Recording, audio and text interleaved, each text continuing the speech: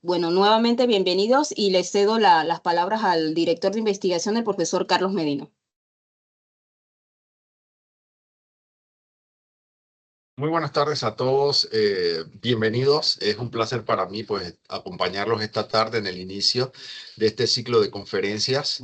Estamos muy agradecidos por el apoyo pues, y el interés que han mostrado a la doctora Linet Alain, a la magíster emérita Alvarado por pues, su interés, su compromiso en apoyar esta actividad. Yo creo que es algo muy positivo. Le damos la cordial bienvenida a los estudiantes participantes, a otros docentes, y pues esperamos que puedan aprovecharlo y sea del mayor beneficio para todos, ¿no? Extraer la mayor cantidad de conocimientos de la experiencia del tema pues, que nos van a presentar el día de hoy, y que entonces pueda ser una jornada pues amena y de mucho aprendizaje. Así que bueno, bendiciones a todos y que pues aprovechemos la jornada en este ciclo de conferencias. Que tengan muy buenas tardes y éxitos. Gracias, profesor Medina. Bueno, nuestra primera expositora es la doctora Linet Alain. Es docente titular regular, catedrática de la Facultad de Ingeniería en Sistemas Computacionales de la Universidad Tecnológica de Panamá. Actualmente es directora del Centro Regional de Panamá Oeste. Posee estudios de maestrías en docencia superior, énfasis en didáctica y tecnología educativa, maestría en gerencia informática con especialización en seguridad computacional, tecnología educativa, maestría en auditoría en sistemas de evaluación y control informático y maestría en tecnología educativa y entornos virtuales de aprendizaje. Es doctora en ciencias de la educación de la Universidad de Granada en España. La doctora Laín es coordinadora del grupo de investigación en el campo de la educación y discapacidad de la Universidad Tecnológica de Panamá, del Centro Regional de Panamá Oeste. Ha realizado investigaciones con organismos internacionales y nacionales como el BID, Olimpiadas Especiales para Latinoamérica, Olimpiadas Especiales Panamá, IPE y MEDUCA. Ha participado en la editorial de revistas científicas y publicaciones de artículos científicos en revistas indexadas y ha sido expositora en eventos nacionales como internacionales. Sin más, los dejo en compañía de nuestra expositora con el tema determinar las actitudes de los docentes, padres y familiares hacia los alumnos con diversidad funcional, en la República de Panamá. Le cedo la palabra, doctora Lane. Sí, bueno, ante todo, muy buenas tardes. ¿Se me escucha? ¿Se ve? Sí, se puede ver la presentación y se le escucha, profe. Ok, listo. Bueno, primero que nada, pues queremos agradecer a el doctor Medina y todo el equipo de la Dirección de Investigación por permitirnos hacer la presentación de los resultados de esta investigación en el quinto ciclo de conferencia de I+D. Como pues bien señala la licenciada Denis, esta es una investigación que se desarrolla en función de poder determinar cuáles son las actitudes, o sea, cuáles son los comportamientos, cuáles son los pensamientos, cuáles son los sentimientos que tienen los docentes, los padres y los familiares hacia los alumnos con diversidad funcional, en donde la diversidad funcional pues no solamente implica a los alumnos con discapacidad, sino también a los alumnos que presentan necesidades educativas especiales. Esta es una investigación entonces que se desarrolla a nivel nacional, en donde se contemplan 27 colegios que contienen o que dentro de su infraestructura poseen aulas inclusivas en la República de Panamá. Este es un proyecto que fue financiado por la Secretaría Nacional de Ciencia y Tecnología y desarrollado pues desde el grupo de investigación que yo coordino. Bien. ¿Por qué decidimos desarrollar esta investigación? ¿Por qué investigar acerca de todas esas actitudes, pensamientos, comportamientos, sentimientos y preocupaciones? ¿Por qué sobre actitud? Quien quiere busca y hace, y quien no elude la excusa. Formación y aptitud por ser resultan inútiles si no se cuentan con actitudes para aprovecharlas y aplicarlas respectivamente. Y esto es porque la actitud, el comportamiento marca de una manera muy, muy profunda cómo el individuo, o en este caso, cómo el estudiante que se encuentra con una necesidad educativa o discapacidad siente o resiente ese comportamiento. ¿Por qué hacia la inclusión? Por realidad, por derecho y por viabilidad, ¿sí?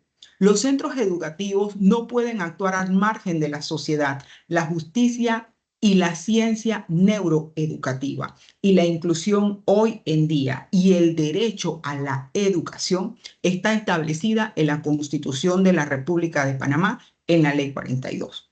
¿Por qué para docentes y familias? Porque los docentes y las familias son los agentes educativos directos de estos estudiantes en el nivel escolar. Los centros educativos deben ser el segundo hogar para un menor, igual que las familias deben ser sus primeras escuelas. Entonces, tanto el docente como la familia son los que marcan, ¿sí?, el nivel, el grado, el progreso que va a tener dentro de un centro escolar o un colegio una persona con discapacidad o con necesidades educativas especiales.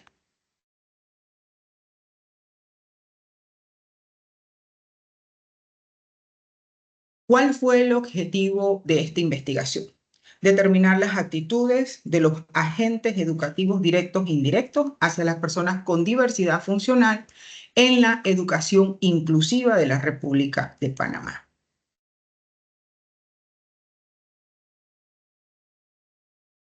Bien, dentro de algunos de los principales objetivos que se lograron, tanto que se proponieron como que se lograron en la investigación, fue descubrir esas actitudes, o sea, cuáles eran las actitudes que tenían estos docentes y estas familias cuando dentro de las aulas inclusivas y en las aulas regulares hay niños con discapacidad o con necesidades educativas especiales.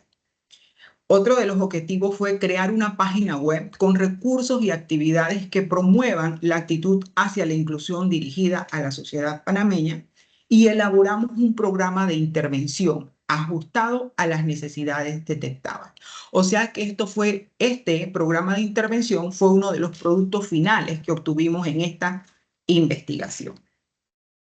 Bien, ¿en qué metodología se centró el desarrollo de esta investigación? Fue enmarcada en el paradigma cuantitativo, ¿sí? Fue un diseño dual descriptivo, porque lo que pretendíamos era obtener un mapa sobre las diversas actitudes, poder determinar cuáles son esas actitudes que necesitan ser mejoradas dentro de lo que es pues, todo el proceso de la inclusión y de las necesidades educativas especiales. Y se pretendió pues determinar cuáles eran las actitudes que presentaban todos estos referentes, o sea, la familia y principalmente pues también los docentes. Bien, ¿cuál fue el impacto del proyecto? Bueno, este proyecto tiene un impacto humanístico de carácter social. El proyecto es un proyecto de corte social. Es educativo escolar porque impacta directamente a 19.603 niños que están en las escuelas inclusivas en la República de Panamá. Es educativo familiar porque también impacta a más de 19.000 familias, y es sociolaboral porque a nivel nacional tenemos aproximadamente 46.453 docentes. Bien, ¿cuáles fueron los resultados obtenidos? Un poquito para enmarcar cómo se desarrolló la investigación. Bien, nosotros dentro de la investigación tenemos dos etapas. La primera etapa es una etapa que se trabaja con un grupo, en este caso control, y la segunda etapa se trabaja con un grupo experimental. Pero para el desarrollo de la investigación se utilizaron instrumentos ya validados a nivel internacional, pero estos instrumentos tuvieron que ser contextualizados dentro del territorio educativo panameño. Y como resultado, entonces, logramos levantar la línea base, que fue la que nos permitió a nosotros poder conocer, por ejemplo, cuánto eran la cantidad de estudiantes o alumnos en centros inclusivos, cuánto era la totalidad de los padres dentro de todos estos centros y cuántos eran los centros que podían ser considerados a nivel nacional como centros inclusivos. Y luego, pues, los instrumentos de evaluación pasan por un juicio de expertos en donde son evaluados por especialistas en educación especial y también, pues, la rama del español para poder contextualizar para que el instrumento pudiese ser comprendido y entendido de manera correcta para proceder a la aplicación de los mismos.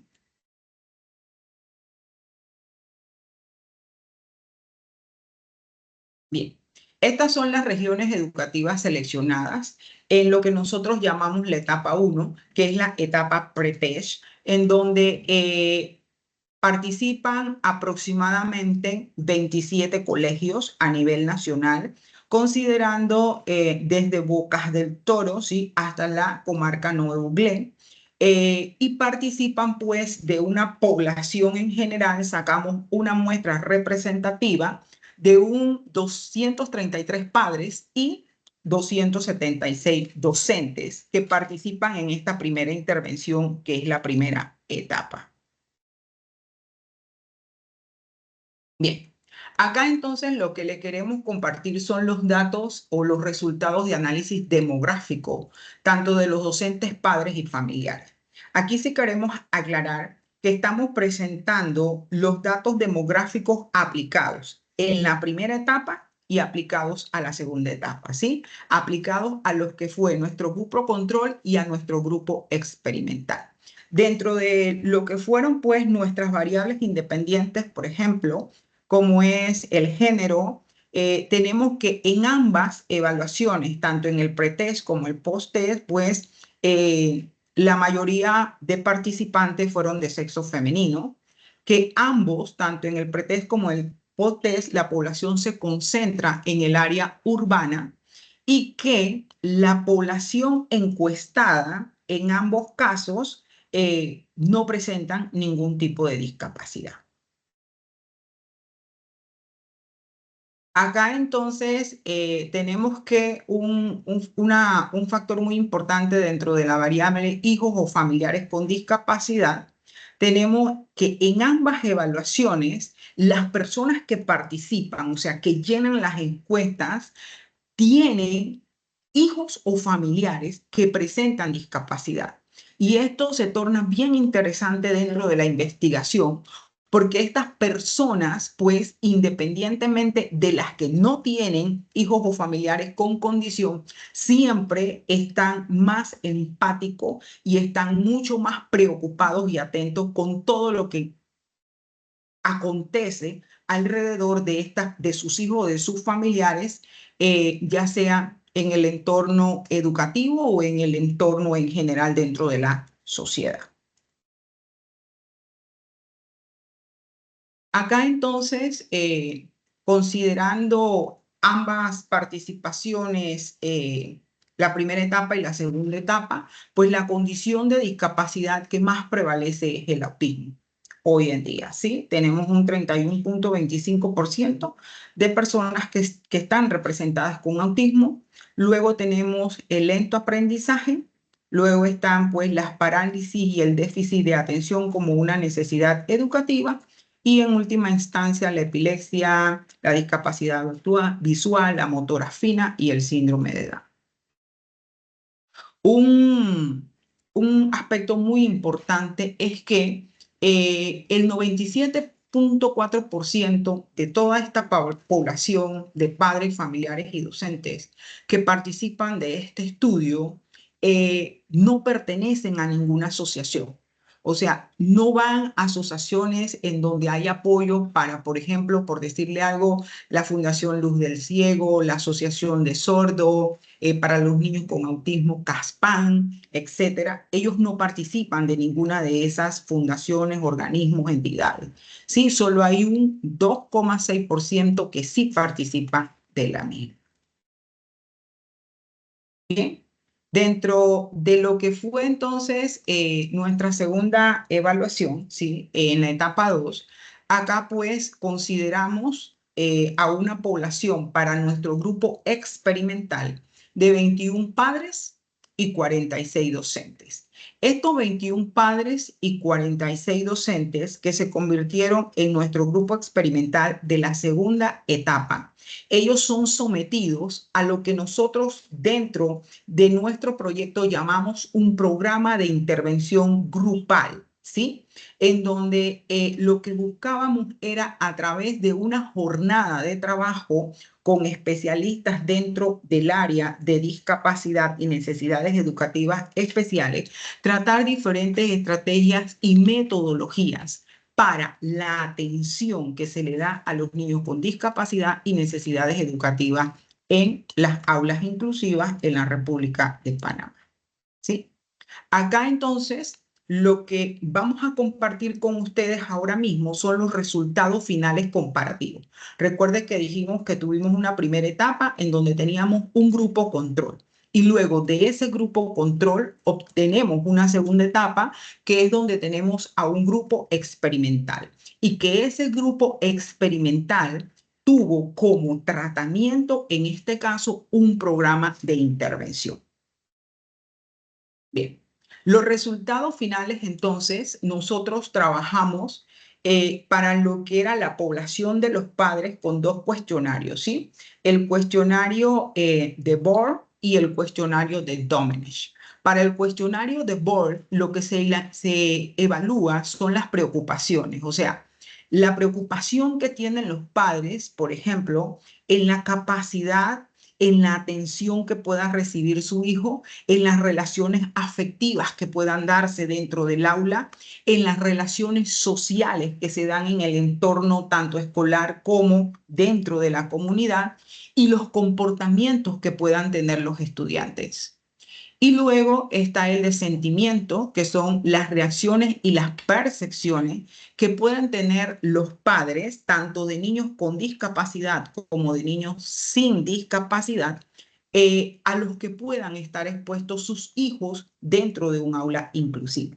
Y las actitudes que puedan compartir, que tengan capacidad de ejecución, que tengan derechos, que puedan defenderse, si son o no son una carga para la familia, etc. Entonces, evaluando estos tres factores que caracterizan a el cuestionario de Bohr, los resultados fueron los siguientes. En cuanto a la preocupación, cuando hicimos el pretest, el 56, o podríamos decir el 57% de los padres sentía preocupación por la capacidad que pueda tener su hijo, por esa atención que reciba por parte del docente y de su compañero, por las relaciones afectivas que se puedan desarrollar y por el comportamiento que tienen los estudiantes. Y dentro, pues, del post-test observamos que esas mismas preocupaciones se dan, o sea, que aumentan en casi un 2%, ¿sí? Para el post-test, para ese grupo en donde vimos, pues, que existe una gran cantidad de padres que tienen a chicos con discapacidad. Luego está la parte, pues, de los sentimientos, en donde en el pretest hay un 72%, ¿sí? Con una actitud favorable y hay un 69% también con una actitud favorable hacia esos sentimientos, o sea, a las recepciones o a las percepciones que se puedan tener. Y luego en la parte de la actitud tenemos que en ambas evaluaciones, tanto la etapa inicial como la evaluación que se le hace a ese grupo que fue intervenido, o sea, nuestro grupo experimental, la actitud, ¿sí? Favorable en compartir, en capacidad de ejecución, en derecho, en si no son una carga para la familia, se mantiene en un 85%. Y acá entonces, pues, tenemos que los resultados finales hacia la educación inclusiva de una manera favorable se dan para la actitud en un 85%, para los sentimientos en un 71% y para las preocupaciones en un 58%, ¿sí? Entonces, podríamos decir que hay un 71% de esta población que participó de este estudio que muestra una actitud favorable hacia la educación inclusiva.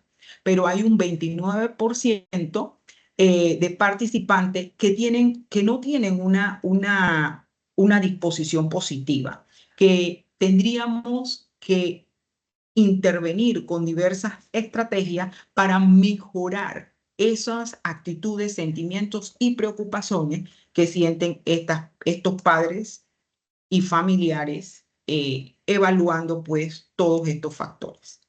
Luego, también para los padres aplicamos el instrumento de Domenech. ¿Por qué quisimos aplicar un segundo instrumento? Porque este instrumento evalúa un factor que se llama conocimiento y derecho.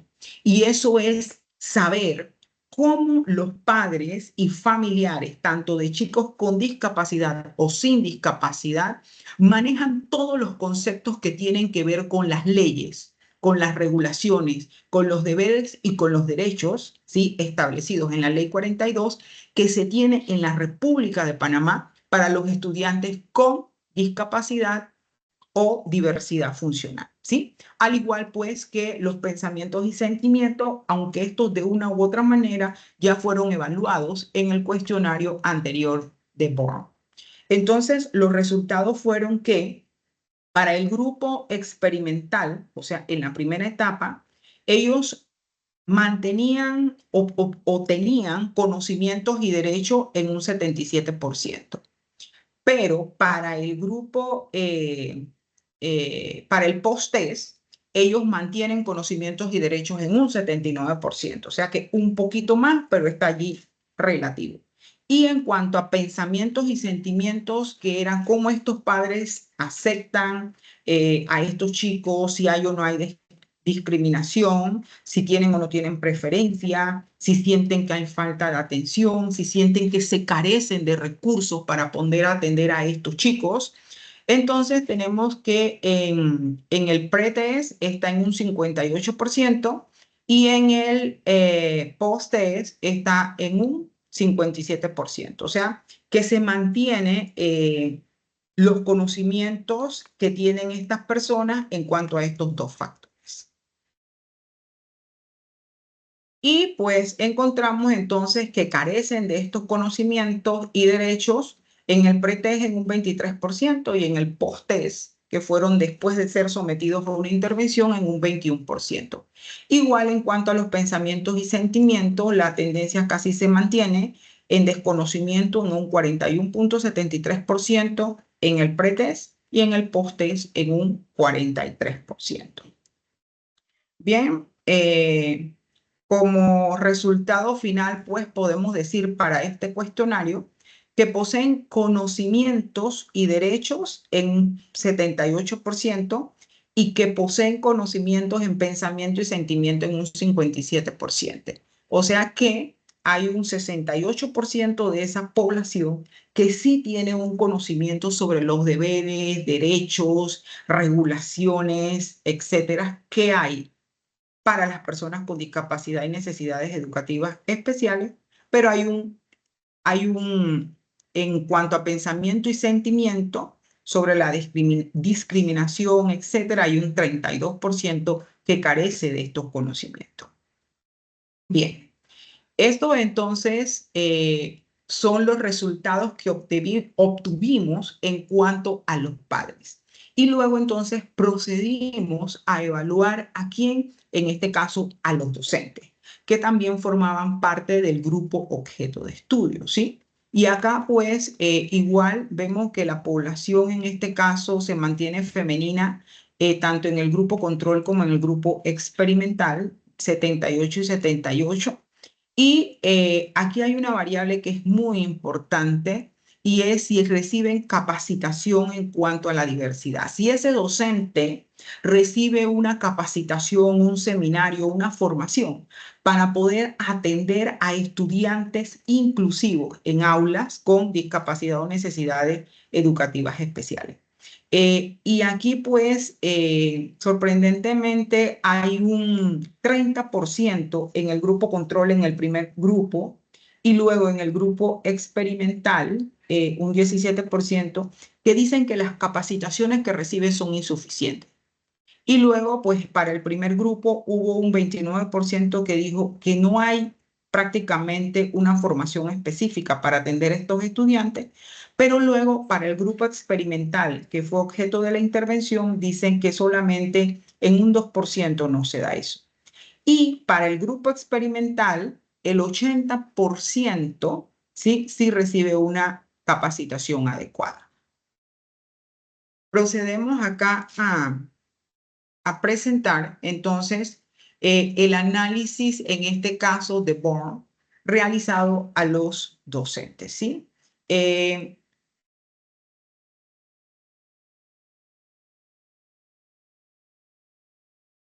Sí, el análisis de Born realizado a los docentes, ¿sí? En donde se presenta dentro de estos resultados que hay una actitud hacia la inclusión en el pre-3 en un 88%. O sea, el 88% de esa población de docentes se manifestaba en total acuerdo hacia todo el proceso de la educación inclusiva. Pero una vez aplicamos el post-test al grupo experimental, ese porcentaje sube y logramos que un 91% de esa población de docentes esté más dispuesto y más abierto hacia la educación inclusiva.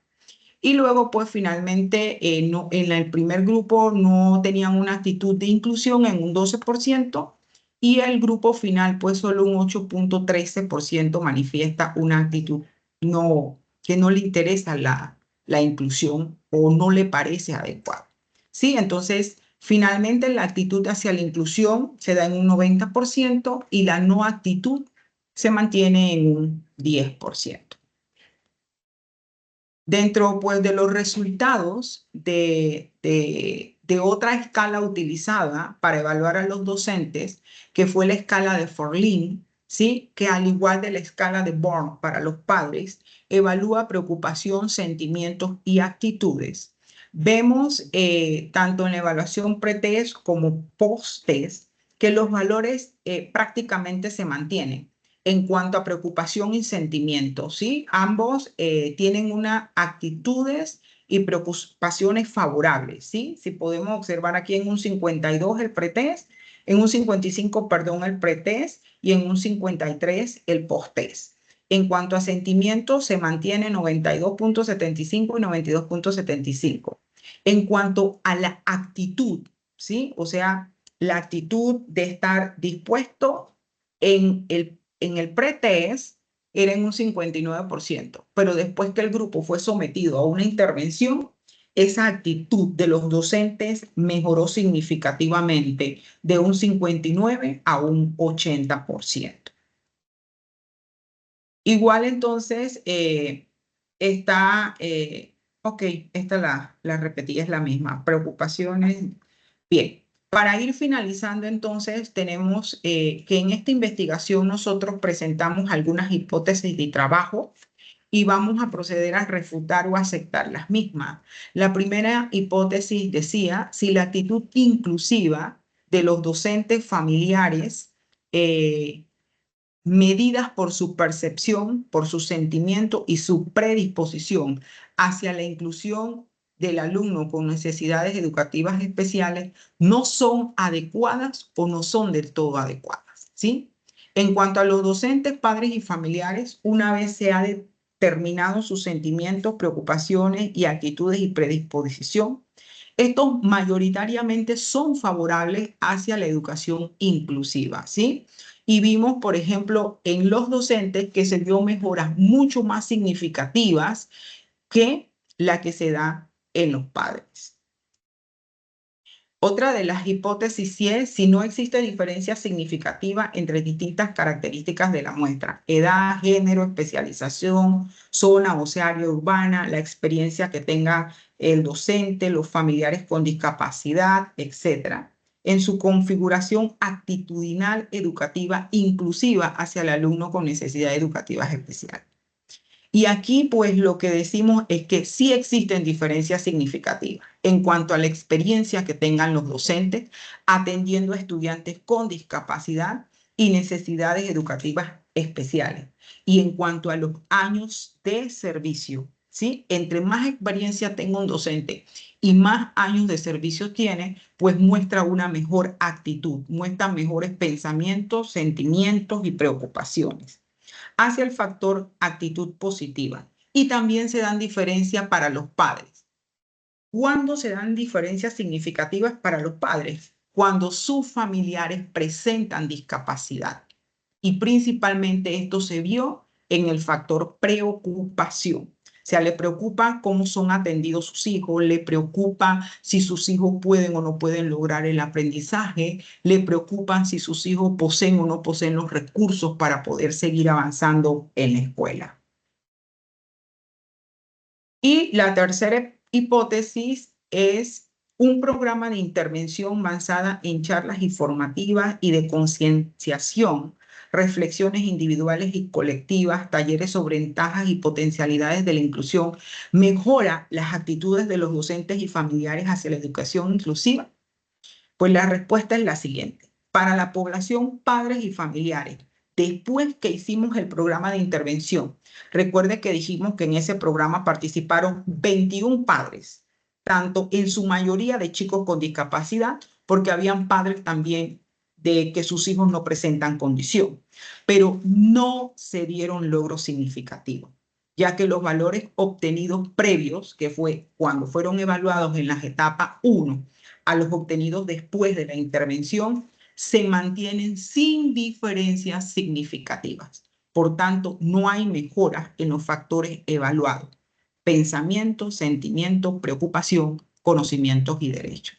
Sin embargo, sí observamos mejoras significativas en el cuerpo docente, principalmente en el factor de actitud, que de un 59 tuvo una mejora de aceptación de educación inclusiva a un 80%. Bien, como conclusiones, pudimos observar en esta investigación que el principal factor que afecta es la preocupación. Es el mayor factor con porcentaje de renuencia hacia la educación inclusiva, tanto por parte de los padres como de los docentes, de acuerdo a los resultados presentados en los dos cuestionarios, tanto el cuestionario de Born para padres y familiares y el de Forlín para docentes. Y consideramos que la variable familia con discapacidad, era lo que le mencionaba anteriormente, es la que influye en este resultado del 42% para los docentes, y la variable capacitación diversidad influye en el 45% obtenido.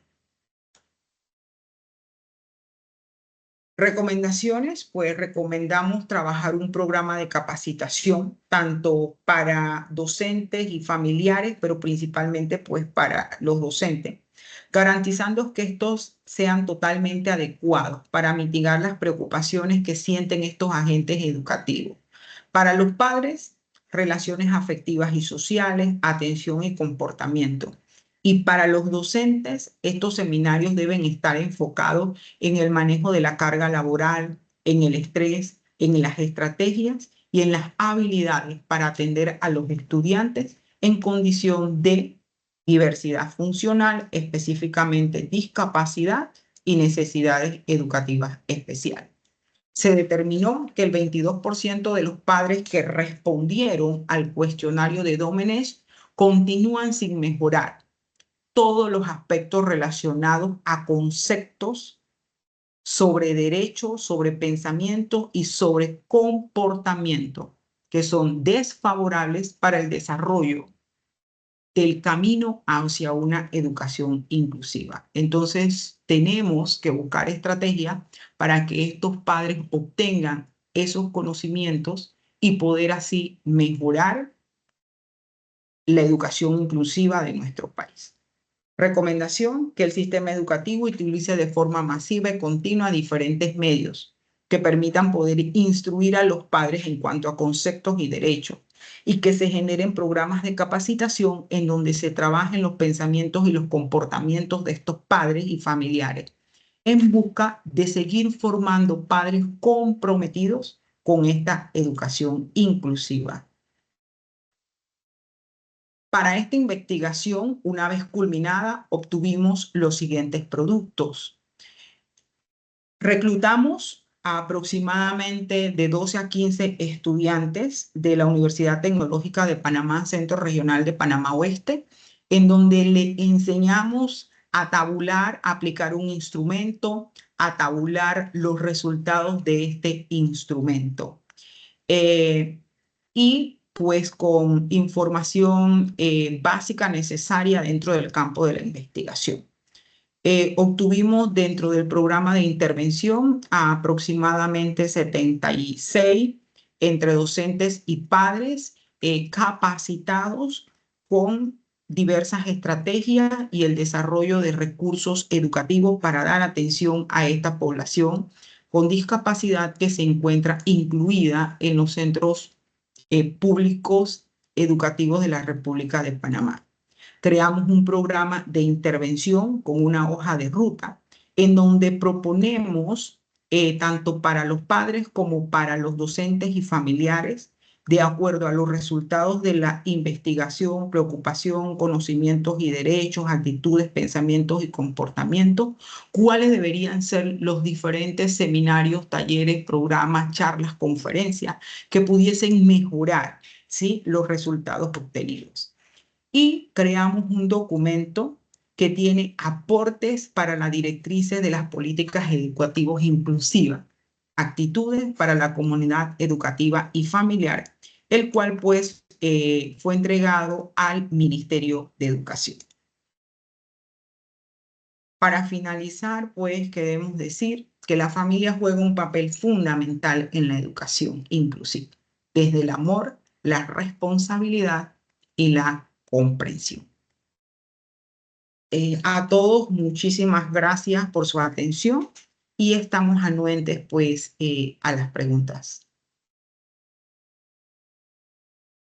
Gracias, profesora Alain, por la presentación. Iniciamos el periodo de preguntas y respuestas. Muy bien, pueden levantar la mano o escribirle en el chat. Ya les digo el nombre de la persona. Adelante, profesor Zenobio Villalobos. Sí, muy buenas tardes. Felicidades, doctora, por el trabajo realizado. Una preguntita. ¿Existe algún tipo de seguimiento y apoyo técnico a los docentes con grupos de estudiantes de inclusión? No vi que lo pusiera por ahí en alguna de las preguntas, pero porque una cosa es la capacitación y la otra cosa es el seguimiento de algo, o sea, no solamente para revisar la planeación, porque a veces eso es muy cosmético, sino es que verdaderamente haya un apoyo técnico, porque no es lo mismo decir cositas que estar en el aula con muchachos con discapacidad. Con discapacidad, sí. Ok, le respondo lo siguiente, profesor. Dentro de nuestra investigación, pues lo que nosotros íbamos a determinar eran las actitudes en general. Y luego nosotros, nuestro programa de intervención sí tuvo toda una planificación y un seguimiento coordinado con la Dirección de Educación Especial del Ministerio de Educación. El Ministerio de Educación tiene una unidad de educación especial y esa unidad de educación especial también desarrolla de una u otra forma capacitaciones en el periodo de receso, orientados, entendemos, a diversas estrategias en el campo de la discapacidad. Sin embargo, lo que dicen nuestros resultados es que los programas que ellos están ofreciendo en algunas veces, según los docentes, pues demandan que se profundice mucho más. Y esto está relacionado directamente con lo que usted señala, ¿no? Que una cosa es decir y otra es tener dentro de un aula inclusiva 5 o 6 chicos con algún tipo de condición. Pero sí existe un programa o un seguimiento técnico por parte del Ministerio de Educación, porque ellos poseen la unidad y organizan y planifican sus capacitaciones. Le pregunto porque eso sería de repente para, como usted está en esa línea, Ujú, futuros trabajos que haga sugerencias en esa línea, ¿no? Otra cosita, ujú, yo conozco también a muchos docentes, compañeros, amigos, familiares que son docentes, y yo sé que es de esas capacitaciones, que son ujú, en su mayoría bastante cosméticas nada más. Por eso es ujú, que la respuesta que le dieron allá ujú, en las encuestas fueron de ese tipo. La otra es ujú, si existe algún apoyo de gabinete psicopedagógico, psicológico para los docentes y padres que están involucrados pues, con estas ujú, situaciones, porque definitivamente esto, después de un par de días o semanas, con situaciones pues en el salón que a veces pues difíciles de controlar, ujú, necesitan tener un apoyo de este otro tipo, ¿verdad? ujú. Los docentes y también los padres, porque usted mencionó que no había mucho impacto, creo que unas preguntas que hizo ahí, que no, el resultado fue que no hubo mucho impacto en los padres, En los pero yo padres. tenía aquí otra pregunta que le había notado, que era que si existían espacios de reuniones de apoyo o de coordinación entre padres y estudiante, porque esta es una labor de lado a lado.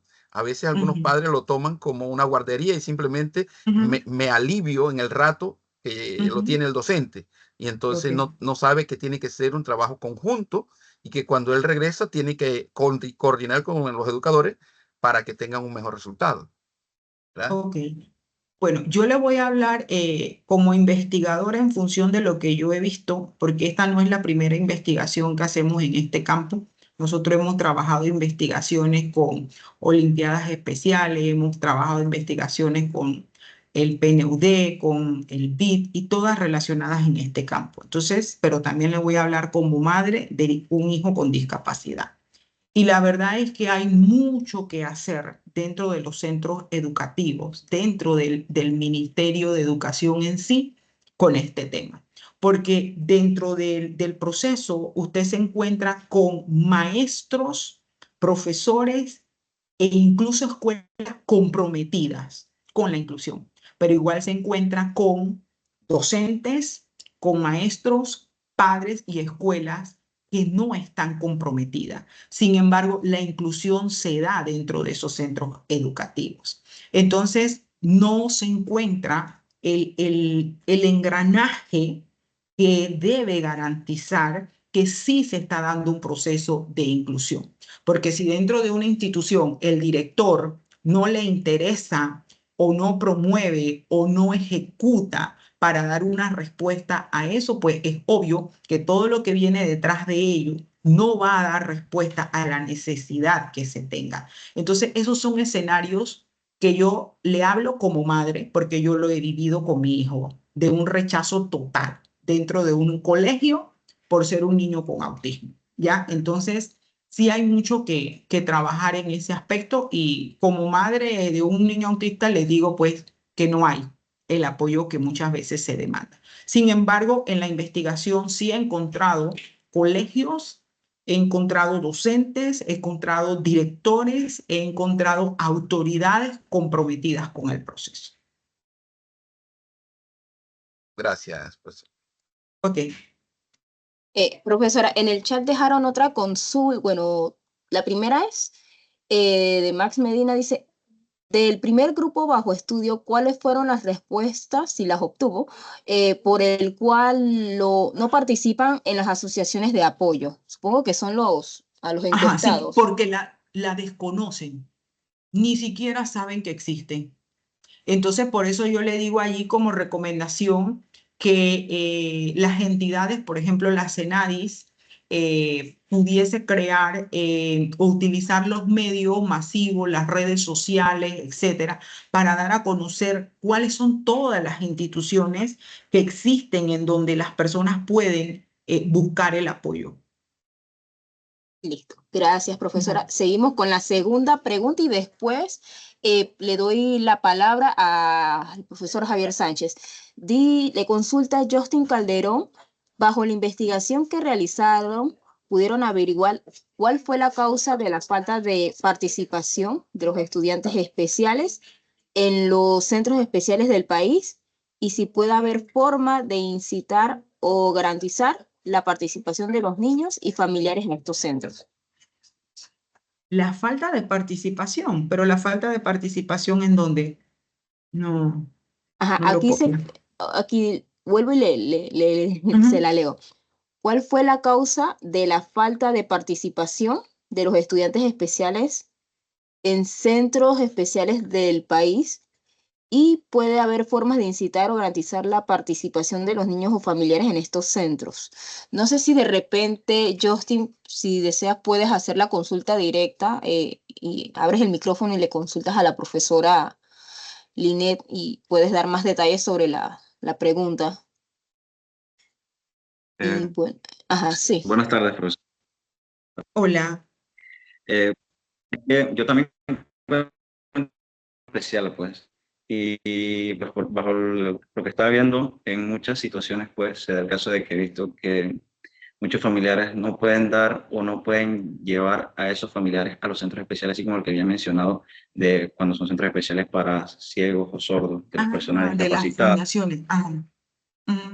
No, Justin, en este caso, según la investigación de nosotros, de acuerdo al ítem evaluado, era mayoritariamente era porque ellos desconocían, o sea, no tenían conocimiento de que existían.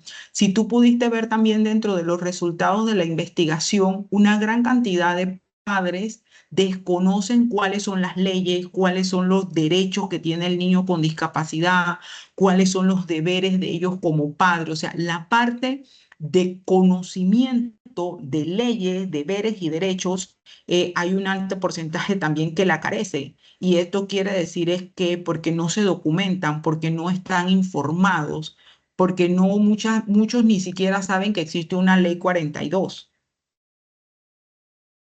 que le da el derecho al niño a la educación. Entonces, la respuesta de ellos en su mayoría era porque la desconocían. Muchas gracias, profesora, y a Justin por aclararnos la pregunta. El profesor Javier Sánchez tiene la mano levantada. Sí, buenas tardes, ¿me escuchan? Sí, profe, hola. Buenas tardes, muchas gracias por tan brillante exposición, verdaderamente interesante. Las cifras, los hallazgos que usted ha presentado, ha compartido son impresionantes, reveladores en realidad, y un diagnóstico y recomendaciones con muchísima utilidad. A mí particularmente me regocija y les soy sincero, es novedoso escuchar las palabras inclusión y diversidad abordadas a partir de un estudio investigativo tan serio, científico, acucioso como el que usted ha liderado.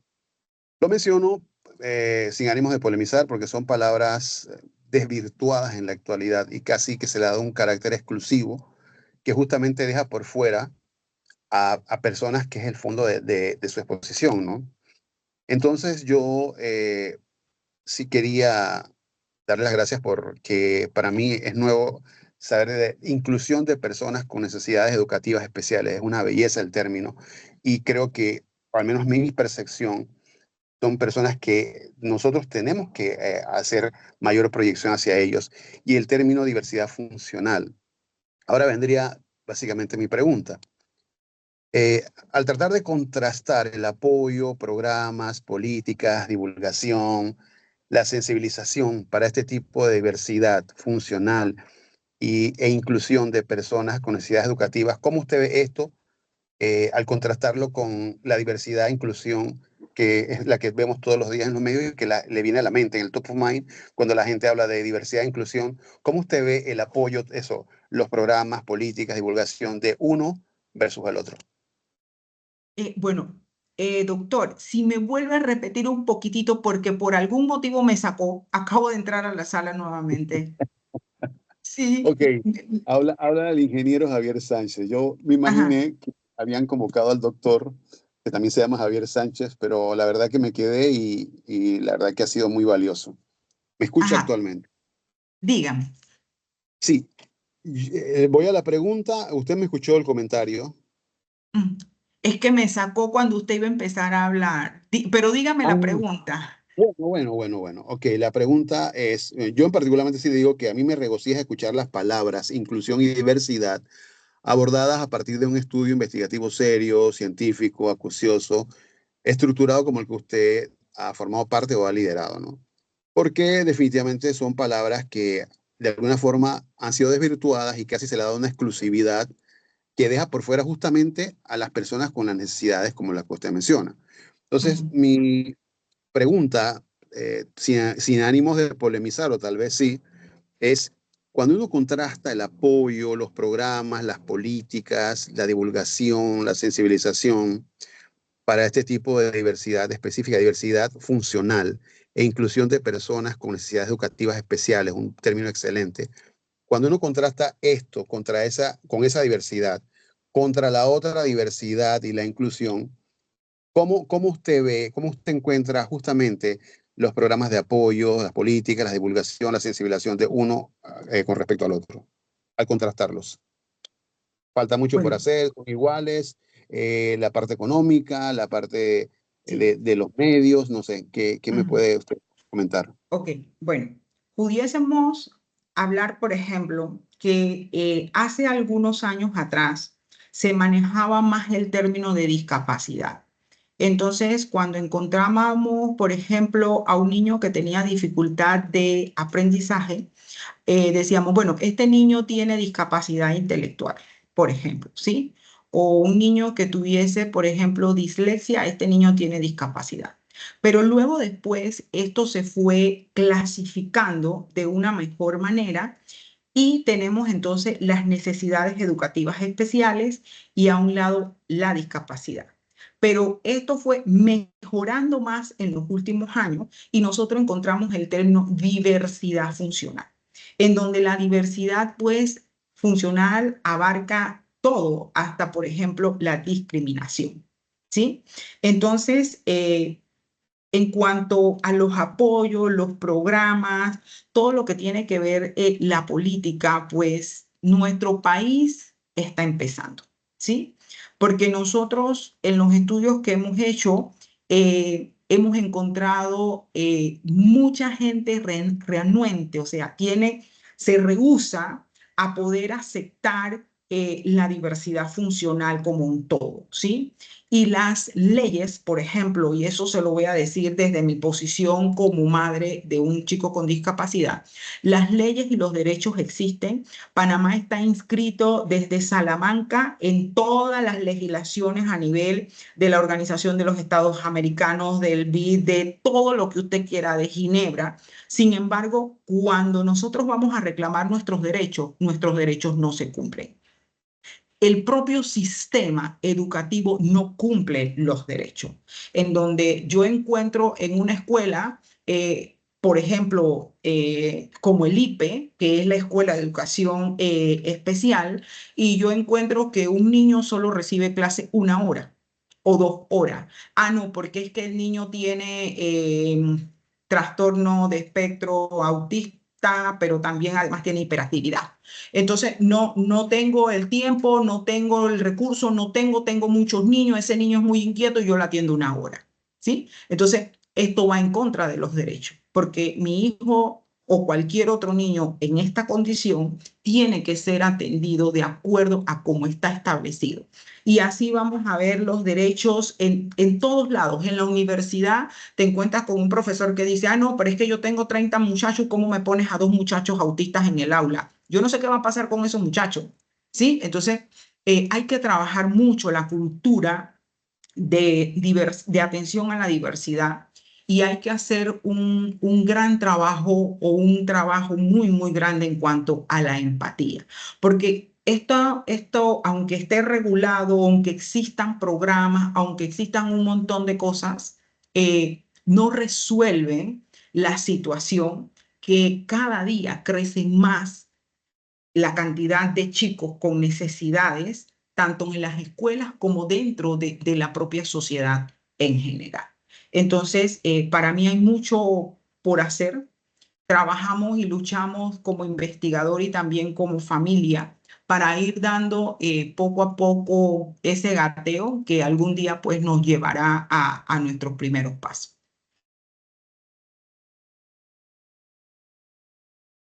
Muchas gracias, ¿me escucha? Sí, sí, sí le escucho. Ok. disculpe pues que me extienda también para otra pregunta. ¿Qué ha sido de Industrias de Buena Voluntad? Hago la pregunta porque cuando yo tuve la oportunidad de ser gerente de producción en una planta de fabricación aquí en Panamá, a través de ellos yo contraté a personas, el término, no sé el término técnico cómo ha migrado, en ese tiempo se llamaban personas con capacidad límite o limítrofes, ¿no? Entonces, no sé cómo están los organismos, si hay alguna ONG tal, que además de esa inclusividad educativa de personas que tienen esas necesidades especiales, también haya una inclusividad laboral o Sí. haya, si existe. Bueno, sí, sí, ingeniero, sí existe. Nosotros, de acuerdo a la ley 42, está establecido que las empresas, ¿sí? Las empresas deben contratar dentro de su personal, debe haber una representatividad del 2% para personas que presenten una condición de necesidad, ¿sí? O sea que si yo tengo 100 empleados, pues deberían haber 2 personas de esas 98, 2, ¿no? Que representarían mi 2% que presenten una condición con discapacidad. Sin embargo, en algunas reuniones que yo he asistido en los últimos tiempos, eso no se da. Se da muy poco. Son muy pocas las empresas a nivel nacional, tanto nacionales como transnacionales, que cumplen con lo que está establecido en la ley de derecho para las personas con discapacidad. Y desde los organismos, pues como es el caso de la CENADIS, siempre tratan de estar revisando, de estar buscando, de estar regulando, pero la realidad es que el objetivo no se logra. Y uno de los grandes problemas que existen es la cantidad de personas con discapacidad que no logran ingresar al mercado laboral. Y entonces se convierten, ¿no?, en una carga para la familia y por ende también para el Estado. Pero la ley existe, pero como esto serviría para ejemplificar lo que vimos anteriormente. O sea, la ley existe, la ley está regulada, pero no se cumple. Y el Estado no establece con rigor el cumplimiento de esa ley. Algunas empresas lo tienen aquí en Panamá. Podríamos hablar, por ejemplo, de Copa, ¿sí? En donde ellos sí cumplen y hay personas con discapacidad o con necesidades especiales contratadas. Muchísimas gracias, doctora. Ok. Muchas gracias, profesora. Vamos a hacer con la siguiente ponencia. Lo único que quedaron dos preguntas y no sé si usted podría darle respuestas, están en el En el chat. chat. Sí, Ok, por favor listo. y Bueno, disculpe. a todos Gracias. muchas gracias por su atención y gracias a la Dirección de Investigación por la oportunidad de compartir esta investigación. Gracias. Continuamos. Buenas tardes. Continuamos con nuestra agenda. Corresponde presentar en este momento a nuestra segunda conferencia, diseño y construcción de un dispositivo de monitoreo cardiovascular multifuncional, la cual estará a cargo de la magíster emérita Alvarado, la cual es doctoranda en educación, en un doctorado en educación con énfasis en investigación de la Universidad del Istmo.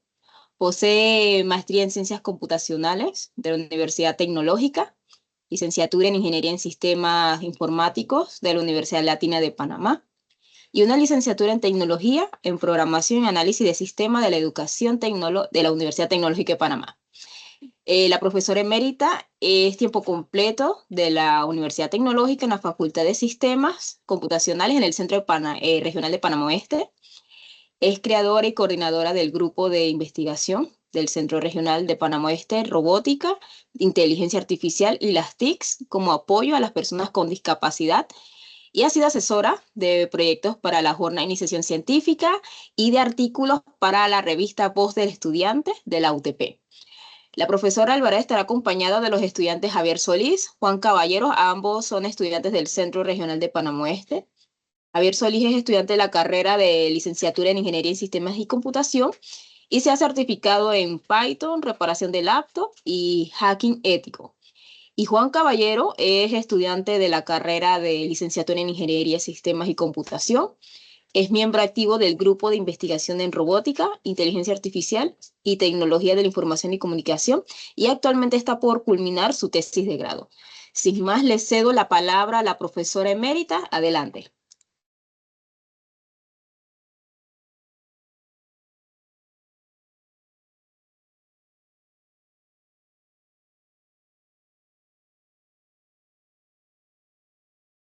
Muy buenas tardes. Buenas tardes, profesora. Buenas tardes. Le vamos a presentar el diseño y construcción de un dispositivo de monitoreo cardiovascular y multifuncional, elaborado por los estudiantes en conjunto con mi persona Juan Caballero y Javier Solís. Y este dispositivo está enfocado al área de la salud, debido a que surge como necesidad de un dispositivo que estuviese integrado, que pudiese servir de apoyo para los servicios médicos y también el público en general, las personas en general, ya que hoy en día algunos dispositivos vienen de forma separada, generando mayores costos. E inclusive en un caso de emergencia puede ser que se olvide quedándose este equipo o que sea difícil de transportar, sobre todo para las áreas de difícil acceso. Entonces es uno de los puntos por los cuales pues surge la elaboración de este prototipo. Él está enfocado en el diseño y construcción de un dispositivo de monitoreo cardiovascular multifuncional que integra la medición de parámetros vitales del sistema cardiovascular, como es la presión arterial, la frecuencia cardíaca y la saturación de oxígeno en la sangre. El objetivo principal es proporcionar un equipo preciso, integrado y accesible para monitorear de manera no invasiva y continua el estadio cardiovascular de un individuo, abordando la importancia de mantener estos componentes que mencionamos, que son la presión arterial, la frecuencia cardíaca y la saturación de oxígeno dentro de un rango saludable. ¿Cómo se logra evidenciar que el equipo sea preciso? Pues fue probado en la clínica del doctor Carlos Ortega, ubicada en Chame, provincia de Panamá Oeste, el cual nos garantiza la confiabilidad de los datos proporcionados. ¿De qué forma? Hace comparaciones de los equipos que él tiene de forma separada, que es la parte de la presión arterial, la frecuencia cardíaca y la saturación de oxígeno, y verifica entonces a través del dispositivo, arrojando el dispositivo valores precisos e inclusive en ocasiones exactos, prácticamente con un margen de error mínimo, y no de error, de diferencia de valores, digamos, mínimo. Para ver un poquito más en detalle la funcionalidad, los componentes, descripciones en cuanto a lo que se compone el dispositivo, vamos a tener la participación de Juan Caballero y Javier Solís.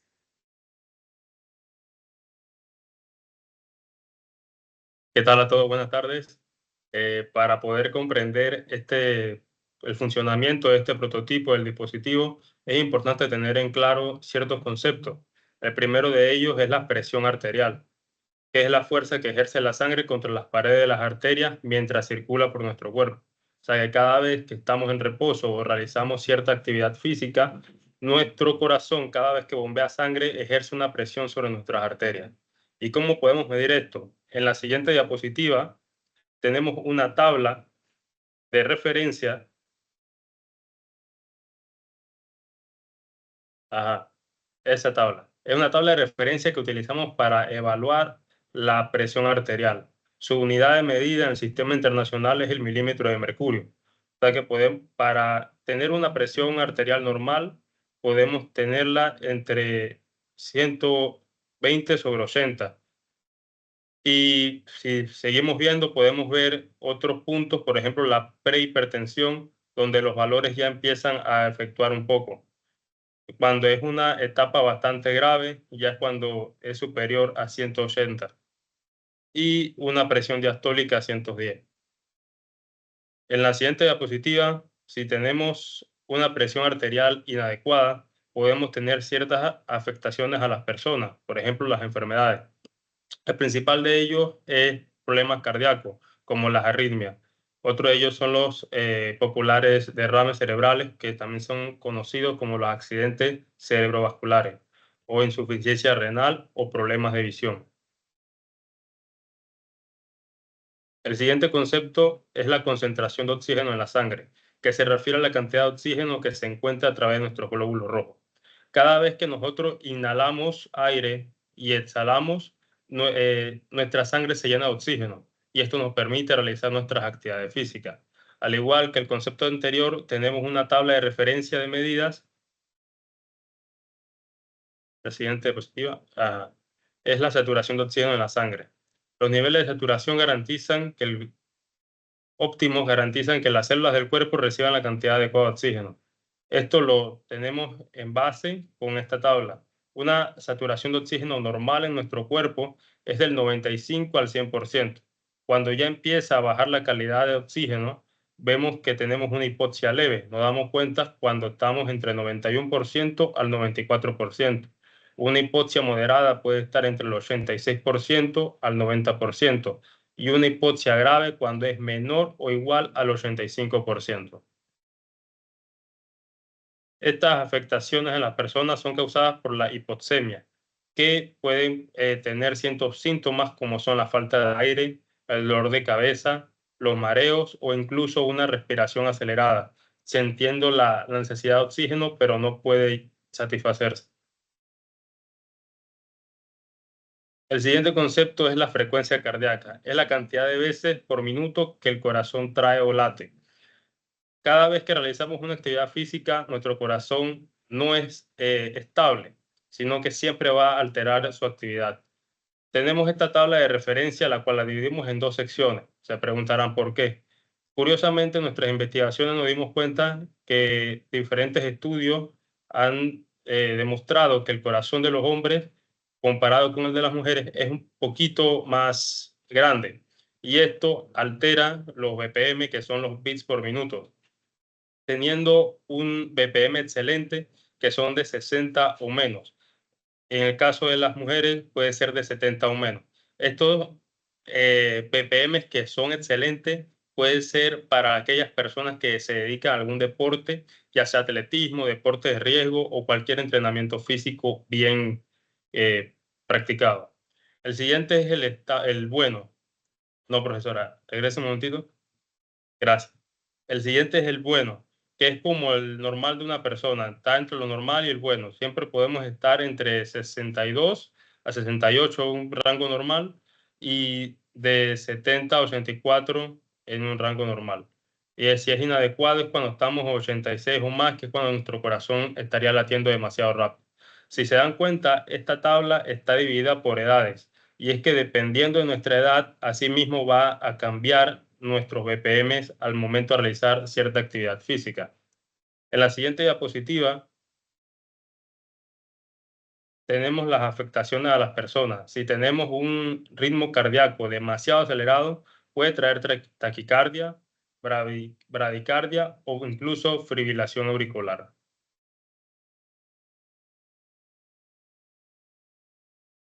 Le pasa a mi compañero Javier, que les explicará sobre las herramientas médicas. Bueno, muchas gracias, compañero. Bueno, a continuación vamos con las herramientas médicas que utilizamos para la parte del análisis antes de, para la construcción de nuestro proyecto. Como primera herramienta tenemos lo que es el tensiómetro, que es el dispositivo esencial para monitoreo de la presión arterial. Bien, cabe recalcar que, bueno, ya la mayoría debe conocer esta herramienta. Por lo general, cuando nosotros vamos a una cita en medicina general, etcétera, el doctor utiliza lo que es el tensiómetro manual, que es el que vemos al lado izquierdo, que utiliza una forma de medición analógica. Y bueno, prácticamente este es el que resulta ser un poco más preciso, y el que vemos al lado derecho ya sería algo un poco más automatizado, que, como había dicho la profesora antes, ya mantiene un cierto margen de error en comparación al tradicional que utilizan los médicos. La siguiente. Bueno, aquí a continuación tenemos los métodos para medir la presión arterial. Tenemos el método auscultatorio, que bueno, prácticamente en este utilizamos lo que es un esfigmomanómetro y bueno, el método auscultatorio tiene la cualidad que bueno, es el que prácticamente el método auscultatorio es el que prácticamente podemos decirlo es el que utilizan los médicos generales, pues, para mayor precisión y demás. En este caso, en nuestro proyecto utilizamos lo que fue el método oscilométrico, que es el que hace uso de lo que es un algoritmo para calcular lo que son los valores de la presión sistólica y diastólica, que bueno, más adelante se explicará un poco más claro que son ambos conceptos. La siguiente. Como siguiente herramienta tenemos lo que es el pulsómetro, que es un dispositivo que se utiliza para medir, bueno, como había mencionado nuestro compañero anteriormente, las pulsaciones por minuto o beats por minuto. Por lo general, el pulsómetro viene integrado en, por decirlo así, dispositivos que hoy en día ya son algo un poco común, como lo son los smartwatch, podemos verlo ahí en pantalla y demás. Prácticamente nada más nos los colocamos en la muñeca y ya automáticamente empieza a hacer su función a través del uso de un sensor que podemos ver en la parte inferior del mismo. La siguiente. Tenemos el oxímetro, que bueno, por su nombre, se utiliza para medir lo que es la saturación de oxígeno en la sangre de manera no invasiva. Es un poco, no es tan común como el pulsómetro o tensiómetro. Por lo general se utiliza más en lo que son las salas de urgencia y demás, ya que, bueno, en esas ocasiones el médico necesita tener, como por decirlo así, un estudio o datos más detallados para llegar a un diagnóstico con un paciente. La siguiente. Bueno, aquí vamos a mencionar algunos componentes que utilizamos para la construcción de nuestro dispositivo. Como primer punto tenemos la placa Lego Mega R3. Tenemos una mini válvula solenoide que, bueno, prácticamente hacía la función de liberar el aire una vez terminado la medición de la presión. También tenemos lo que es un mini compresor de aire, que bueno, prácticamente se ve pequeño, pero la verdad es muy funcional. Utilizamos para la parte de la medición de la presión el sensor de presión MPX 5010DP y para el cálculo de la frecuencia cardíaca y saturación de oxígeno utilizamos un sensor 2 en 1 que lo podemos ver ahí en pantalla. Y también para hacer algo un poco diferente, decidimos en esta ocasión utilizar la pantalla táctil TFT de 2.8 pulgadas. Siguiente. Algunos otros componentes que utilizamos fue el adaptador de 9 voltios. Bueno, esto prácticamente es en caso de que la batería nos diera problemas, o bueno, si lo deseamos utilizar por decirlo así, de manera como un poco más estática y tener como datos un poco más precisos, porque bueno, cabe recalcar que una vez la batería fuera perdiendo sus niveles de carga, los datos podían no ser tan precisos como nosotros decíamos. Bueno, otro componente que utilizamos, como había mencionado, la batería recargable, esa de litio de 9 voltios. Utilizamos un manguito inflable, una caja de plástico y, bueno, un tramo de tubo de plástico. La siguiente. Bueno, aquí doy paso al compañero Juan con la parte de la construcción de dispositivos. Sí, con todos estos componentes que el compañero Javier mencionó, pudimos llevar a cabo la construcción del dispositivo. Al principio parecía un rompecabezas casi imposible porque integrar 3 dispositivos en uno solo es tremenda hazaña, sinceramente. Pero fuimos aplicando la teoría de divide y vencerás y nos resultó bastante llevadero. Entonces, ¿qué resolvimos de esta manera? La primera imagen que vemos en la parte izquierda de la diapositiva es la conexión del sensor de presión, el compresor y la válvula solenoide. Si podemos ver, en la parte de abajo está el solenoide. Ese que está ahí. Ajá, ese es el solenoide. La función de esa pieza es que cuando se llena el manguito inflable, espera unos minutos mientras realiza el cálculo y luego libera la presión del aire a través de esa válvula. Lo que está en el centro es el sensor MPX5010DP. Este sensor es un sensor analógico. Él se encarga de medir la presión, pero tomando como referencia la presión atmosférica. O sea que quiere decir que él utiliza la unidad de medida ATM. ¿Qué quiero decir con esto? Que nuestro algoritmo tiene que hacer una conversión de ATM a milímetros de mercurio para poder leer la presión arterial de cada paciente.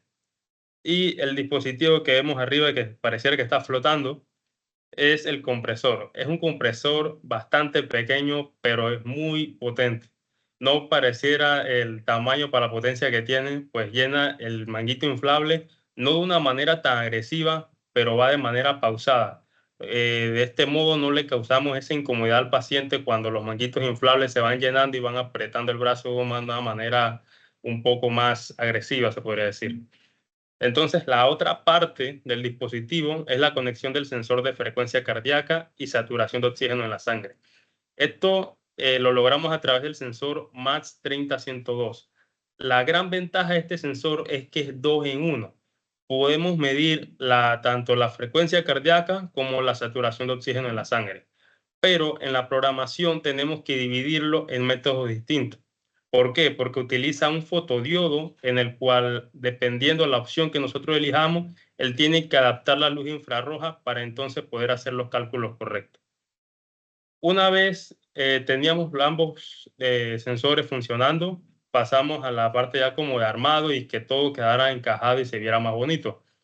Vemos en la esquina superior izquierda, que es ya como la integración de la pantalla, donde está la interfaz de usuario, y un sensor, ese sensor que está ahí, que usted ve el punto rojo, es la luz infrarroja. Ese es el sensor MATS 30-102. Ese nos va a permitir medir ambos parámetros que mencioné anteriormente. En la esquina superior derecha vemos todo compactado dentro de la caja, donde están los tubos de siliconas conectados a las válvulas de los sensores. Fue bastante complejo compactar todo eso en una cajita de 12 pulgadas.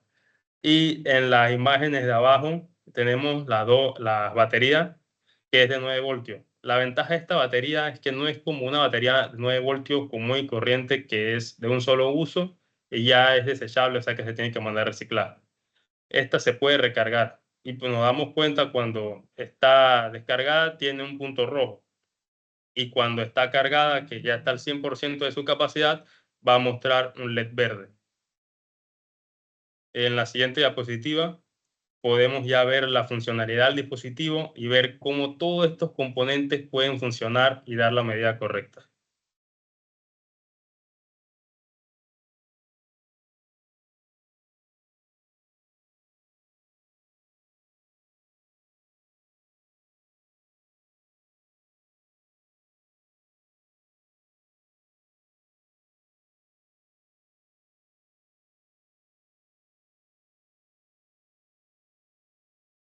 Así que a continuación vamos a compartir un video del funcionamiento y creo que la profesora va a compartir el video junto con el audio.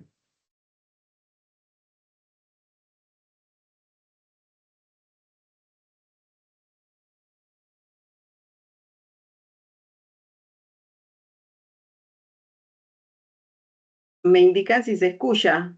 ¿Se escucha el audio? No. Sí, No se escucha. se escucha perfecto.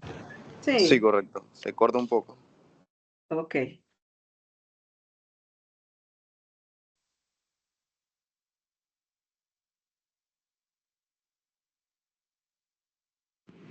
A continuación, la prueba del dispositivo. Tenemos de voluntario a la profesora Giovanna Bonás. El compañero Javier procederá a medir la presión arterial. Lo primero que hacemos es encender a través de este interruptor el dispositivo. Luego lo que que procedemos a hacer es abrir la manga, preferiblemente en el brazo, bueno, más adyacente al corazón, pero ajá, el brazo izquierdo.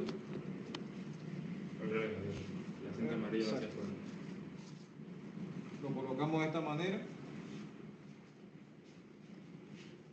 y nos aseguramos de colocarlo aproximadamente 5 centímetros arriba del codo. Esta prácticamente viene siendo nuestra guía. Una vez hecho eso, lo que procedemos a hacer es a estrangular lo que es el brazo.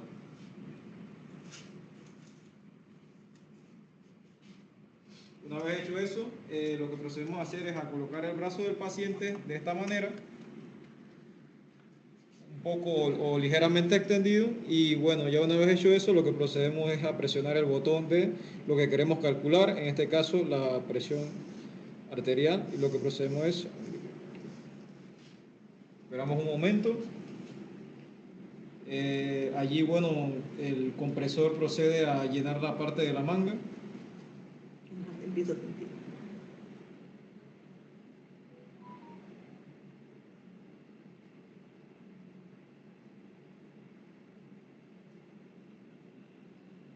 Siente que le está apretando, ¿cierto? Está apretando un poquito. Una vez cuando el dispositivo detecta que ya ha llegado a cierta presión, lo que va a suceder es que el compresor se va a detener, va a hacer los cálculos con el algoritmo y suelta el aire y debería mostrar en pantalla cuáles son los valores finales del resultado. Esperamos un poco. Está apretando. Si se siente mal o algo así, montamos con un botón de emergencia para liberar lo que es la parte del aire. Y hay personas que se asustan cuando les aprietan muy fuerte Es rápidamente correcto. y se va suavecito. Este va poco a poco. ¿Sí?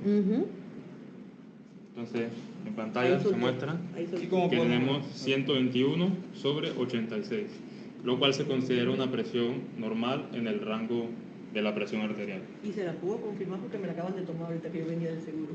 Casualmente, y le dio valores parecidos. Parecidos a ese. Esto es lo bueno del dispositivo porque en las pruebas reales que se hizo con el doctor, benefició bastante porque nos decía que con el estetoscopio y el esfigmomanómetro decía que era bastante preciso, incluso utilizándolo con el dispositivo original. Quedé sorprendido porque sí, dio Sí, valores cierto. muy parecidos a lo que me acaban de decir allá. Sí. Una vez hecho eso, se puede retirar el brazalete. Algo que tenemos que tener en cuenta también es que el sensor tiene que tomar un tiempo de estabilización para volver a realizar otra medida. Esto lo descubrimos tras ensayo y error porque si empezábamos a medir la presión arterial de manera continua, el sensor se sobrecargaba de valores y no nos arrojaba valores correctos. Entonces, una vez ya el sensor está estabilizado, aparece una línea verde con un texto que dice sensor estabilizado. Y a eso entonces nos permite seleccionar el botón de atrás y regresar al menú principal. Bueno, a continuación nuestro compañero Juan Caballero procederá con la parte de las pruebas de la saturación de oxígeno y frecuencia cardíaca. Sí, el siguiente paso es realizar las siguientes mediciones, porque como el dispositivo es multifuncional, no solamente mide presión arterial, sino que también puede medir, como dijo Javier, la saturación de oxígeno y la frecuencia cardíaca. Esto lo realizamos a través de este sensor que vemos aquí, es un sensor MAX 30-105, que es 2 en 1 y permite medir ambos parámetros del sistema cardiovascular. Tenemos a la profesora emérita, lo cual va a ser nuestro paciente, y supongamos que queremos medir el oxígeno. Coloca el dedo sobre el sensor y automáticamente me va a aparecer un mensaje en la pantalla donde dice estabilizando sensor. El estabilizando sensor quiere decir que va a calibrar el sensor infrarrojo y también el fotodiodo para realizar la toma de la medida. Una vez este sensor está estabilizado, vemos que va a aparecer un cronómetro que dice en 27 segundos finalice, y así sucesivamente.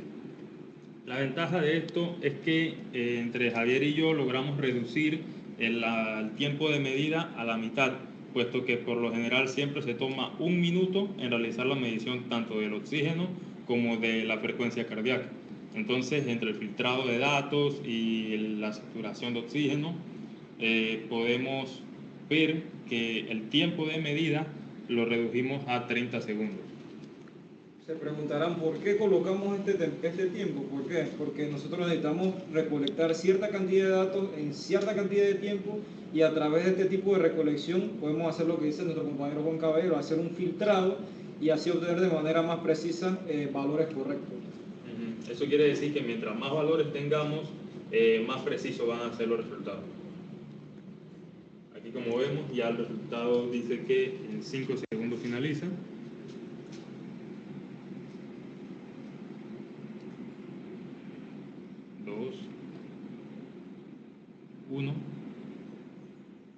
Va a finalizar y le marca una saturación de oxígeno del 96%, lo cual es un valor bastante cercano al 100%. Exacto. De 95% a 100% está dentro de lo que son los rangos normales de saturación de oxígeno. Estoy con la mascarilla.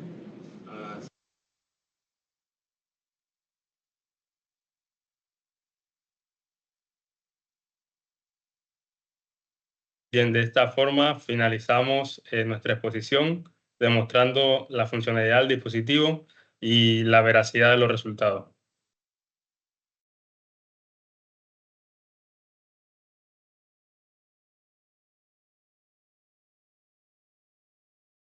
Así que muchas gracias y abrimos el espacio de las preguntas y respuestas.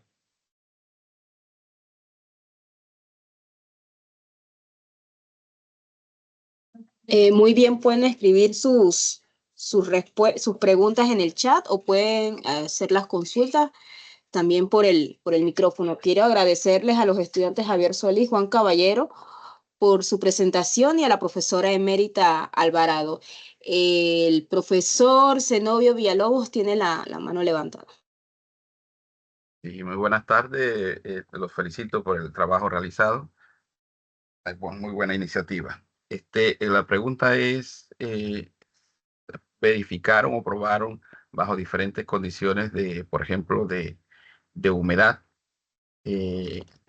para ver si daba iguales resultados?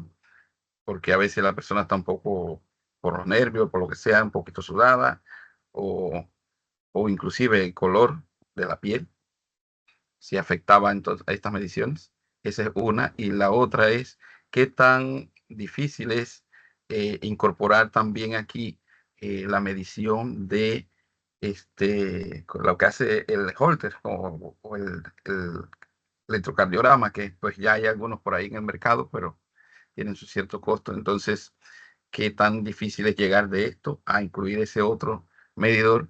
Puesto que ese sí es una situación un poquito complicada, debido a que si tienes un problema de ese tipo, te mandan, qué sé yo, un holter que cuesta, si te lo ponen por ahí, hay en alguna clínica, cuesta un botón de plata cargarlo por día. Y tú no sabes cuándo es que te va a dar vamos a decir, el episodio ese. Y entonces complica bastante.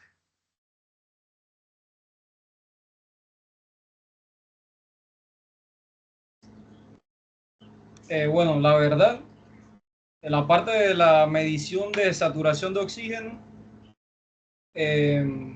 bueno, hubieron algunas personas que, o sea, si se hicieron las mediciones bueno, utilizando lo que era la mascarilla y demás, y bueno, la verdad quedó comprobado que de cierta manera sí afecta un poco en cuanto a la medición del mismo.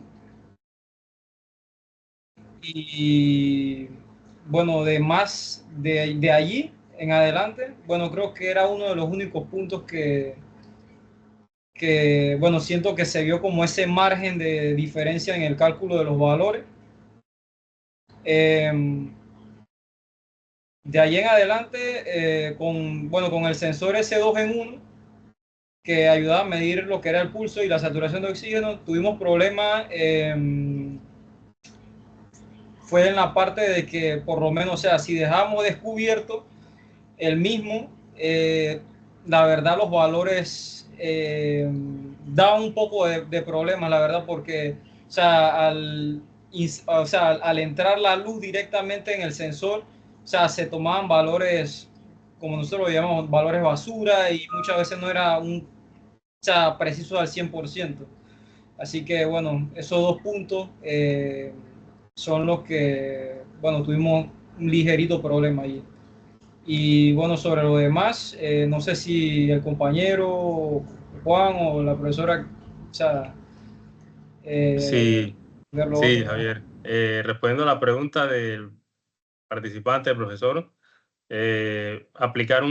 incorporar un holter dentro de este dispositivo podría complicarse bastante las mediciones de los otros sensores. ¿Por qué? Porque estamos utilizando una placa Arduino Mega, lo cual es un microcontrolador que tiene una memoria, se podría decir, limitada. Entonces, si quisiéramos incorporar un cuarto dispositivo, tendríamos que cambiar la placa a una que tenga un poco más de capacidad de procesamiento. Sí, un poquito más aportando a la pregunta del profesor Zenobio, con respecto a la parte de si la persona por la piel, el color de piel o si estaba sudada, el doctor Ortega hizo los... Deme un minutito.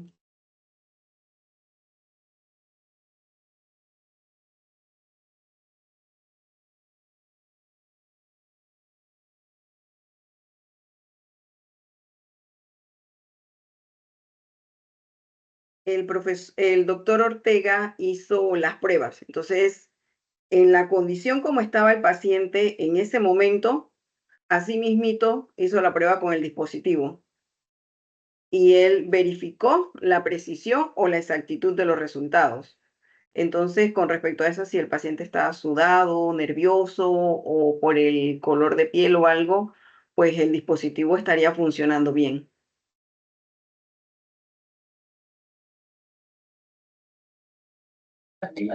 Gracias, profesora. Profesor Gracias. Zenobio. Ok, listo. Gracias. En el chat, Luis Gutiérrez nos deja la siguiente pregunta y luego seguimos con el profesor Gabriel Thompson.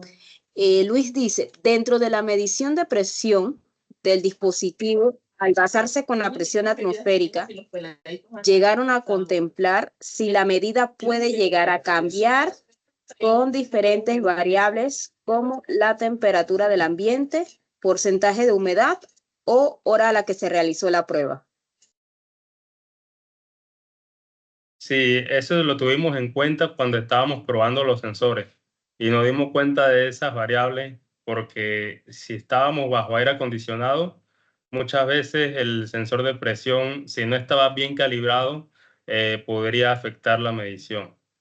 Entonces, por eso es que nosotros, antes de empezar a medir la presión arterial, mandamos un mensaje que es el estabilizando sensor, para que estabilice de acuerdo a las condiciones del ambiente y así poder tener las medidas lo más estables posible. Gracias, Juan. El profesor Gabriel Thompson. Sí, muy buenas tardes. Antes que todo, permítame felicitarlos a los estudiantes y a la colega y profesora emérita.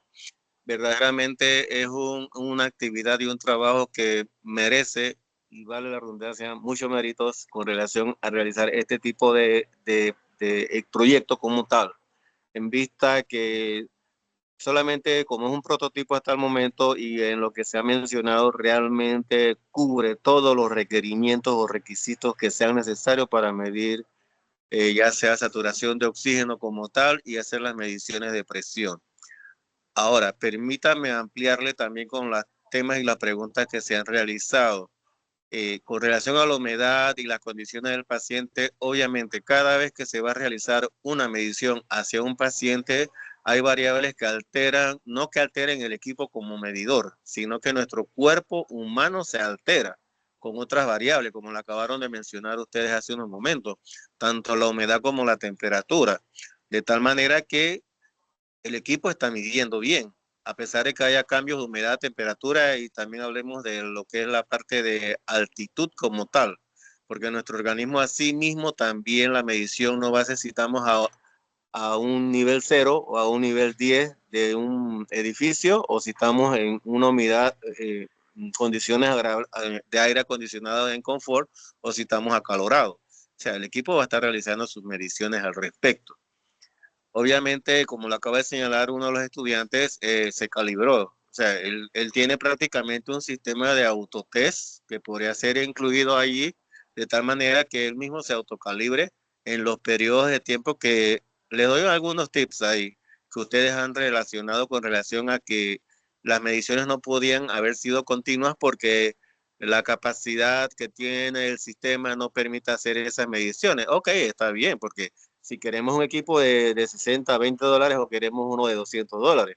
Entonces ustedes mismos pueden establecer las especificaciones de ese equipo, que las mediciones sean realizadas.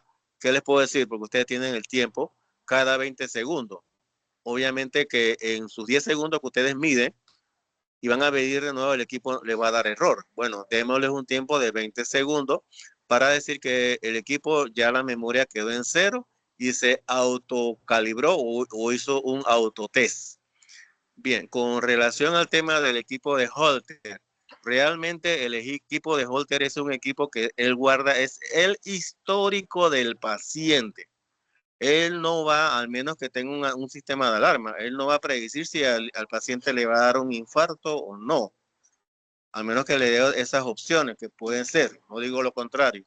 Es decir, él me va a hacer un histórico de cada media hora vuelve y mide, cada media hora vuelve y mide, cada media hora vuelve y mide. Entonces ahí en ese equipo les doy otro tips, solamente es de agregarle un sistema adicional que me permita guardar un histórico. Decirlo, como tenemos una PC, tenemos un disco duro portátil y en el disco duro portátil yo estoy guardando toda esa data, toda esa información. Y ahora como están los sistemas de inteligencia artificial, eso yo lo puedo transportar hacia un programita, algo que esté relacionado con lo más sencillo en Excel, y cada media hora, cada hora, bueno, ustedes son los diseñadores, dirán, bueno, el paciente lo voy a estar monitoreando en ese periodo de tiempo, pensando de un punto de vista de un holter, porque el holter realmente, hay pequeños, hay grandes, depende de los costos también, que las necesidades que se tienen. Ese solamente es una biblioteca que guarda un histórico de los datos del paciente en X periodo de tiempo. Y entonces el médico cuando va, revisa ese histórico y dice las condiciones del paciente. Así que ese sería un aporte que le estaría dando adicional. E inclusive si la profesora está en disponibilidad para la 16ª semana de clases y a ver si se logran los permisos con los estudiantes, acá el grupo de biomédica de la sede, ellos están preparando una conferencia y para mí sería bastante motivador, no solo ver a las empresas, porque yo siempre le he dicho a los muchachos, esos eventos son de ustedes, es de ustedes. Y miren, ya ustedes tienen un proyecto que prácticamente debe pasar por una comisión de ética y hacer las evaluaciones con seres humanos y ya se tiene algo realizado a nivel de la Universidad Tecnológica. Así que ese es el aporte que le hago a los estudiantes y a la colega y lo felicito. Muchas gracias, profesor Muchas gracias, Thompson. profesor. Gracias. Sí, hable, profesor, adelante. Sí, nada más un momentito, sé que estamos ya excedidos de tiempo, pero efectivamente el profesor Thompson acerta con hablar desde el aspecto de que se tendría que aplicar algo de almacenamiento de datos de la información del paciente que en su momento se ha pensado como parte o continuidad de este proyecto, para inclusive aplicarle Machine Learning para que se pueda hacer como un análisis estadísticos de los pacientes y el control de salud, ¿no? que llevan. Pero efectivamente habría que almacenar los datos para poder que, me parece que fue la pregunta del profesor Zenobio, que se pueda agregar, ¿no? La parte que hace falta. Muchas gracias, prof. Sí, adelante, Javier. Antes de terminar, bueno, había respondido una pregunta por el chat, pero la respondí mal. Bueno, sobre la funcionalidad del mismo, o sea, conectado directamente a la corriente, o sea, el dispositivo no da absolutamente ningún tipo de problema. Si lo estamos utilizando de manera portátil, bueno, tenemos la limitante de que la batería se va a descargar en un tiempo y, bueno, dependiendo del uso que se le dé, y de allí en adelante es que puede dar ciertos problemas de mediciones debido a que cada componente no tiene la carga suficiente para llevar a cabo de manera satisfactoria las mediciones, valga la redundancia. Listo, sería todo. Gracias, Javier. Supongo que era la pregunta que hizo Joseph Núñez. Ajá, Jason Rodríguez tiene una pregunta. ¿Qué tan factible podría ser que el prototipo de diagnósticos automáticamente para el uso en zonas rurales con personal no tan capacitado?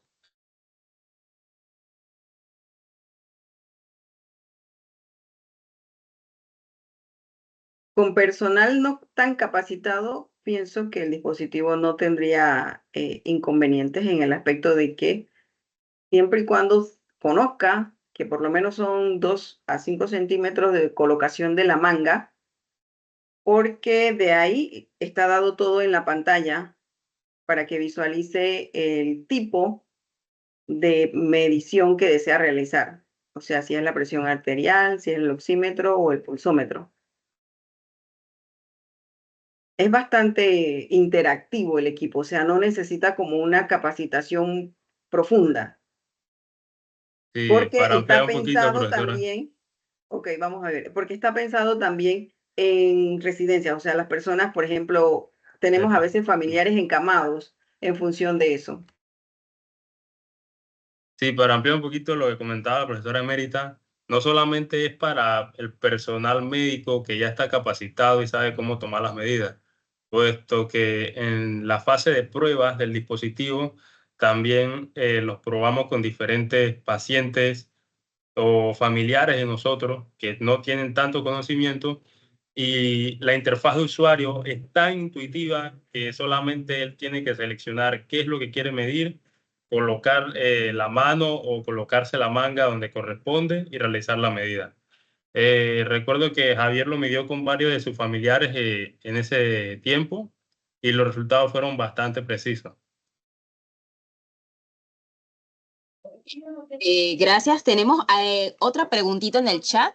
Bueno, felicitan a Juan y a Javier por un gran aporte aporte innovador.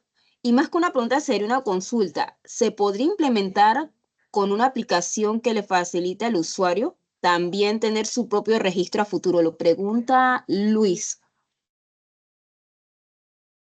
Sí, de hecho, eso es uno de nuestros planes a futuro, poder crear una aplicación, ya sea móvil o una aplicación web, que todos los datos o las medidas que se tomen se registren por usuario y que puedan llevar como un historial de todas las mediciones, para así cuando asista a un chequeo general a algún médico, pueda entonces tener o enseñarle que ha realizado las pruebas o las medidas y el médico pueda registrarlo en su historial. Listo, muchas gracias. Y una última pregunta la tiene la mano levantada del profesor Gabriel Thompson. Bien, no es una pregunta como tal, sino también otra aparte nuevamente. El equipo solamente mide. Es como que yo voy con 1 metro y realizo una medición. Él está en capacidad de poder realizar las mediciones. Y como acaba de señalar la colega, hay 2 variables. Una, si yo lo voy a hacer con Machine Learning, no pensemos en una inteligencia artificial porque después le vamos a poner algo que me va a decir, el paciente tiene presión baja, tiene presión alta. Es decir, él guarda estos datos estadísticos y lo va a analizar y los va a evaluar. Eso sí lo vamos con la parte de tecnología. Y la persona, obviamente, que no tenga conocimientos a niveles médicos, por lo menos que esté preparado a, como mostraron los estudiantes, una tabla, y en esa tabla se indica que las condiciones del paciente en su momento dado. Quiero decir con esto que él no sería el más acreditado, pero ya sí podría estar en un momento de caso de urgencia, enviar al paciente a que sea atendido inmediatamente. Y retomando la parte de tecnología, ahí nos quedaría de tarea entonces que ese programita o esa aplicación ya esté de una u otra manera certificado por un ente certificador de que indique que los parámetros que está midiendo de ese paciente para poder hacer un diagnóstico del mismo. Gracias. Listo. Muchas gracias en esta tarde, profesora emérita, Javier y Juan. No teniendo más preguntas, la Vicerrectoría de Investigación, Posgrado y Extensión la Dirección de Investigación y el Centro Regional de Panamá Oeste. Le agradecemos a nuestros expositores el tiempo dedicado en este quinto ciclo de conferencias. Le reiteramos nuestro agradecimiento por su participación esta tarde. Y si desean conocer más sobre nuestras actividades que se realizan dentro de la Dirección de Investigación, le invitamos a seguir nuestras redes sociales. Se las colocaré en el chat para que tengan y nos puedan seguir. Y si tienen alguna duda, consulta o sugerencias, también el correo de la Dirección de Investigación. Le agradecemos nuevamente su participación, profesora Linet, profesora emérita, Javier y Juan, y a todos los demás participantes por acompañarnos en nuestro quinto ciclo de conferencias. Muchísimas gracias. Tengan excelente tarde. Gracias. Muchas gracias. Feliz tarde. Buenas tardes a todos.